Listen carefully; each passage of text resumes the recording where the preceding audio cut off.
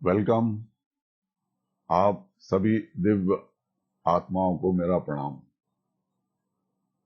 आपको कभी लगता है कि आप में इतनी कैपेबिलिटीज होने के बावजूद और इतना संघर्ष करने के बाद भी आपको जो जीवन में हासिल हुआ वो उसके मुकाबले बहुत कम है? शायद आपकी क्षमता का 30% या 50% ही मिल पाया। तो आखिर क्या है वो सीक्रेट कि कोई कोई तो कॉलेज ड्रॉप आउट भी लाइफ में कितना कुछ अचीव कर लेता है और दूसरी तरफ ब्रिलियंट टॉपर्स छोटी मोटी नौकरी में ही अपना जीवन बिता देते हैं। मैंने इस सीक्रेट पर बहुत रिसर्च किया, बहुत लोगों की राय ली। किसी ने कहा फोकस सबसे इंपॉर्टेंट है, किसी ने कहा अपनी लिमिटिंग बिलीफ्स को चेंज कर लो, किसी ने कहा डेली अफर्मेशंस करा करो, किसी ने कहा विजुअलाइजेशन करो। पर ये सब पीस मील सॉल्यूशंस है। डॉक्टर तो बता देता है कि सिगरेट पीने से कैंसर हो सकता है, पर कितने लोग छोड़ पाते हैं? और इस व्हाट्सएप युग में तो हर व्यक्ति आपको हर मुश्किल का हल बता सकता है। पर आज मैं आपको एक ऐसी साधना के बारे में बता रहा हूं जो ना केवल साइंटिफिक और टाइम टेस्टेड है बल्कि अपने आप में संपूर्ण भी है। पंचकोश ज्ञान और साधना हमारे जीवन में संपूर्णता लाने की कुंजी है। ये धर्म, अर्थ, काम और मोक्ष सभी क्षेत्रों में सफलता की सर्वोत्तम ऊंचाई तक पहुंचाने में सक्षम है। यदि कोई दृढ़ता से पंचकोश साधना करने की ठान ले तो उसके लिए जीवन में किसी भी लक्ष्य को पाना मुश्किल नहीं।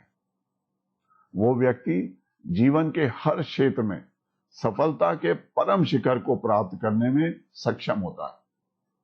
तो आइए जानते हैं पंचकोश के बारे में।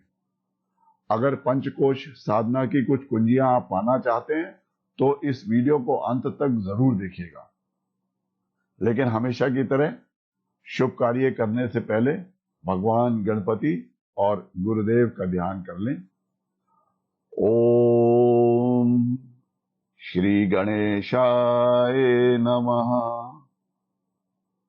मैं अपने गुरु मंडल का आह्वान करता हूं कि मुझ पर कृपा करें। अपने गुरुदेव को कोटि कोटि धन्यवाद। हे गुरुदेव, मुझे अपनी चेतना में शरण देने की कृपा करें। ओम ह्रौम नित्यानंदाय नमः। ओम ह्रौम श्री शालिग्राम शर्माय नमः। ओम ह्रौम श्री कन्हैयालाल शर्माय नमः। ओम श्री गुरुवे नमः। पंचकोश या चेतना के 5 लेयर्स अपने भीतर आत्मा के अनावरण की प्रक्रिया को लागू करते हैं। कोशों की अवधारणा मूल रूप से तैत्तिरीय उपनिषद के ब्रह्मानंद वल्ली अध्याय में दी गई है। ये मानव चेतना की परतों और स्वयं के आयामों का वर्णन करती है।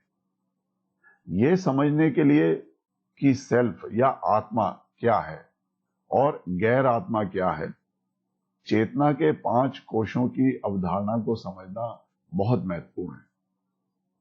पतंजलि योग सूत्र में मानव पीड़ा का मुख्य कारण स्वयं और गैर स्वयं के बीच अंतर करने की क्षमता की कमी को बताया है और इसे अविद्या या अज्ञान कहा गया है। सो अविद्या अस्मिता यानी अहंकार, राग, द्वेष और अभिनिवेश यानी जीवन के प्रति ममता, ये पांचों क्लेश हैं। ये 5 क्लेश ही जीवन में सभी दुखों का कारण है। ये अविद्या ही है जो हमें अपने वास्तविक स्वरूप को पहचानने से रोकती है। लेकिन जैसे जैसे हम 5 कोशों की समझ विकसित करते हैं, धीरे धीरे हम इन परतों को हटाने लगते हैं मैं औरों से अलग हूं, यह अविद्या है।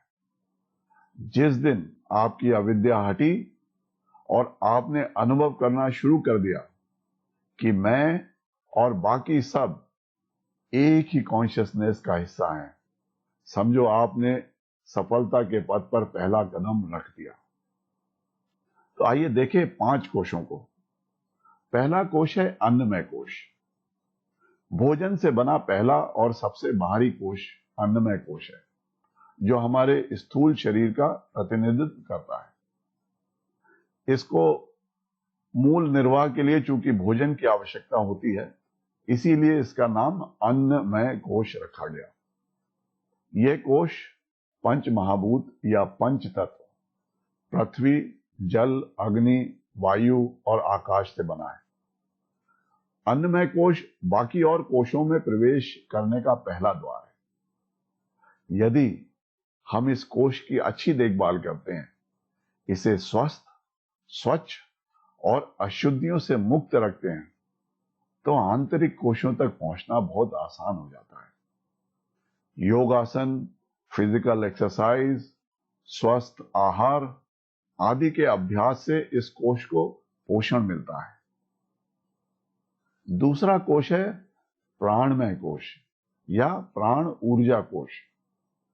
यह कोश शरीर के विभिन्न कार्यों जैसे श्वास, रक्त संचार, पाचन, दिल की धड़कन, मस्तिष्क और शरीर की कोशिकाओं के बीच संचार आदि को बनाए रखने के लिए प्राण शक्ति प्रदान करता है। इस कोश में 5 वायु शामिल है। पहली है प्राण वायु। प्राणों को अवलंबन प्रदान करने के कारण प्राण वायु सबसे प्रधान और सबसे महत्वपूर्ण है। इसकी सहायता से भोजन और तरल पदार्थ मुख में प्रवेश करते हैं। प्राणों को अधिकार करने का नाम ही प्राणायाम है। एक जरूरी बात कि जो मनुष्य प्राणों पर अधिकार प्राप्त कर लेता है, उसका अपने मन, शरीर एवं इंद्रियों पर अधिकार हो जाता है। दूसरी है अपान वायु। मल और मूत्र के निष्कासन और प्रजनन कार्यों को नियंत्रित करती है। कार्बन डाइऑक्साइड का निष्कासन करती है। तीसरी है उदान वायु। शरीर की वृद्धि, खड़े होने की क्षमता, उत्साह, बोलने की क्षमता, इन सबको नियंत्रित करती है।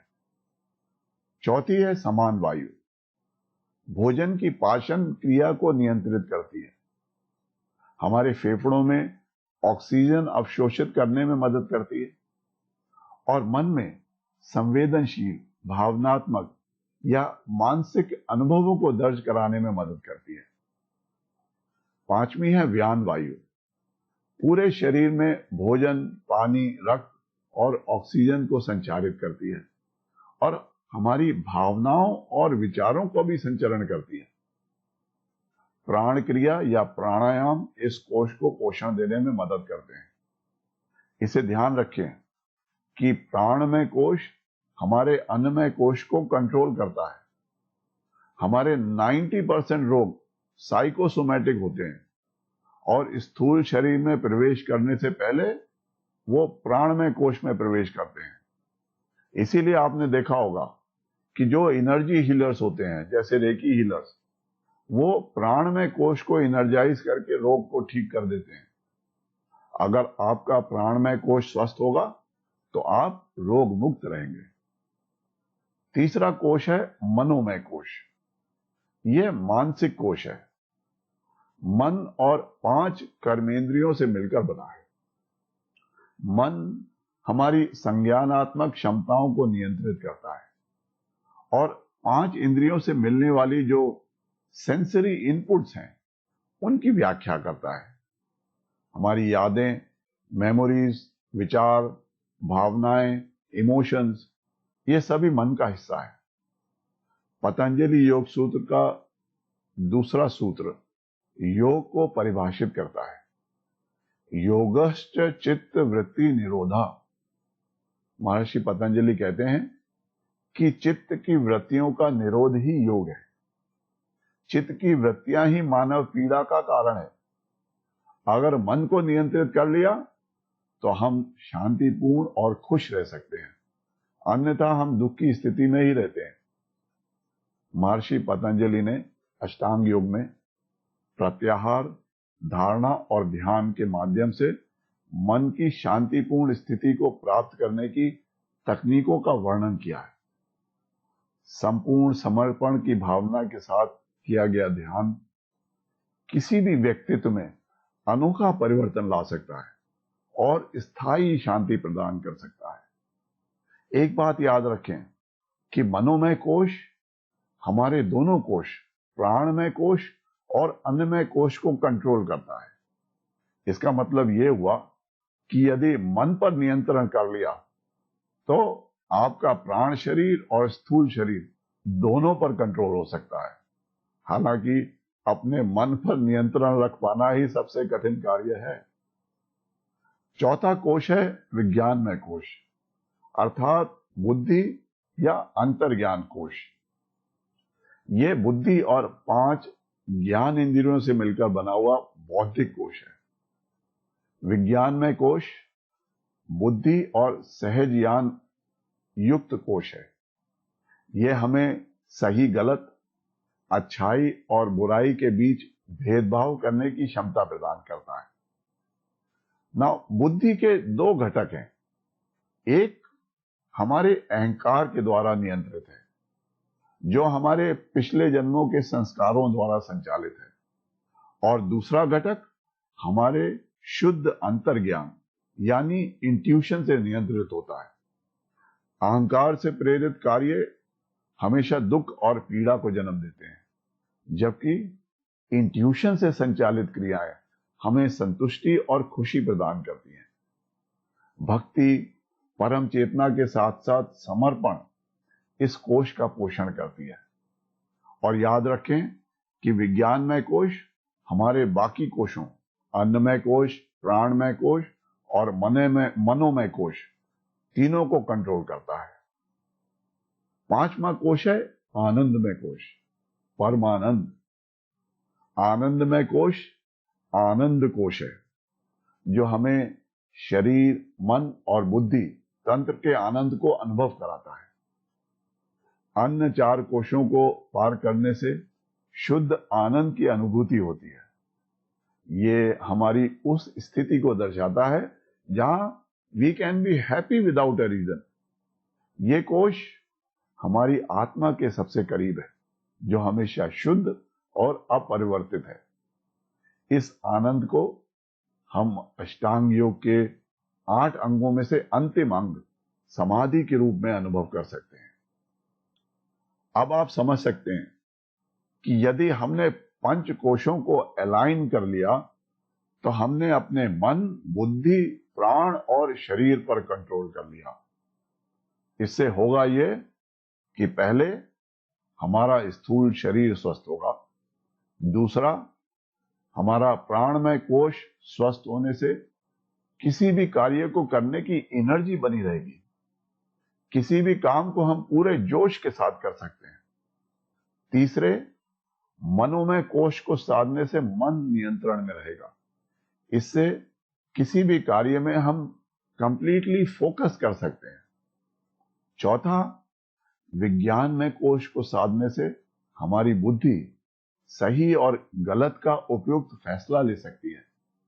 जब हम कोई भी कार्य अहंकार के वशीभूत ना होकर इंट्यूशन से प्रेरित होकर करेंगे तो डिवाइन एनर्जीज और ब्रह्मांड की शक्तियां हमारे साथ जुड़ जाती हैं।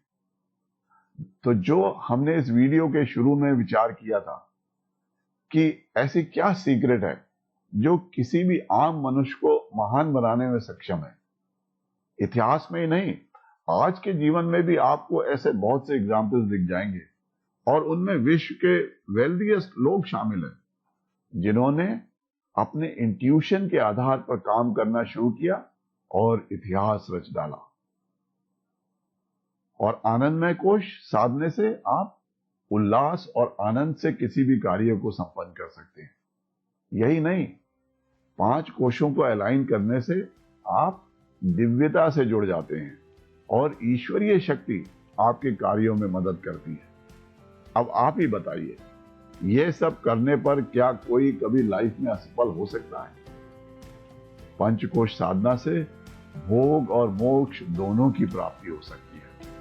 हम अपने जीवन के पर्पस को पा सकते हैं और अपना यह जीवन साकार कर सकते हैं। यही जीवन की पूर्णता है। ओम नमो भगवते वासुदेवाय।